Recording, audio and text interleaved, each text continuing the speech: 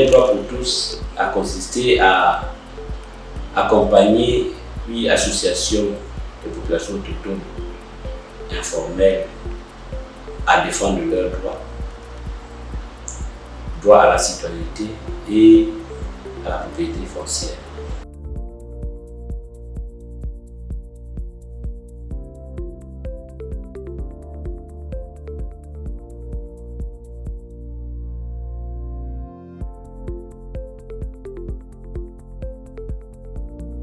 Nous avons eu d'abord la sensibilisation parce que nous avons constaté que les PA ne connaissaient pas leurs droits et même les Bantous ne connaissaient pas aussi la loi que le Congo a promulguée pour la protection et la promotion des droits des populations autochtones.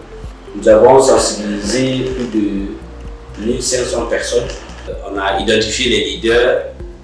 Ces leaders ont été formés sur les méthodes de plaidoyer et ils ont été formés aussi sur la sensibilisation. Parce que ce sont eux qui devaient être les leaders qui devaient être en face des populations autochtones. Ce n'était pas nous. Nous avons distribué 945 actes de naissance sur 150 prévus. Nous avons prévu, dans le projet, nous avons prévu 150, mais nous avons fait 945 actes de naissance. Les cartes d'identité, nous avons prévu 50, mais nous avons fait 445. Ce chiffre, c'est jusqu'au 31 décembre, mais le chiffre augmente parce que la demande est grande. Après la sensibilisation, les populations autochtones ont vu l'importance d'avoir les actes de naissance et les cartes d'identité et ils arrivent en masse pour être enrôlés.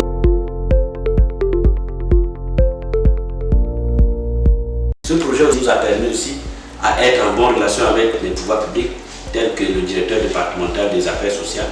Actuellement, on travaille ensemble avec lui pour enrôler, pour prescrire, pour identifier, pour que notre travail soit vraiment crédible au niveau de la justice. Au niveau des pouvoirs publics, nous avons eu la direction départementale des affaires sociales qui nous a accompagnés durant tout le projet en mettant à notre disposition des registres qui nous permettent de transcrire. Quand nous identifions avec eux, nous transcrivons dans les registres appropriés pour amener à la justice. Nous avons eu les mairies, c'est-à-dire la mairie de Pokola et la mairie de Ouesso qui ont établi les actes de naissance. Nous avons eu la police, la direction départementale de la police qui a mis à notre disposition le matériel d'obtention des cartes d'identité et leurs éléments qui ont effectué le voyage, qui sont partis à Pokola pour enrôler les populations autochtones. Nous avons eu des difficultés déjà au niveau des populations autochtones qui sont nomades. Il y a eu des autochtones qui donnaient des noms, 2 prénoms, ils gardent d'autres noms.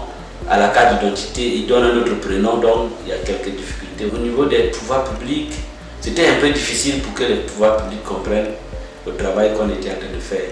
Mais avec beaucoup de dialogue et des réunions de cadre de concertation, des réunions de comité de pilotage, nous avons beaucoup impliqué les pouvoirs publics afin de mieux comprendre l'idée du projet.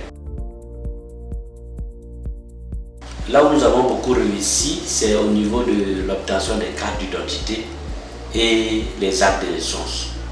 Vous savez, il y a des écarts entre ce qui a été prévu et ce qui a été réalisé.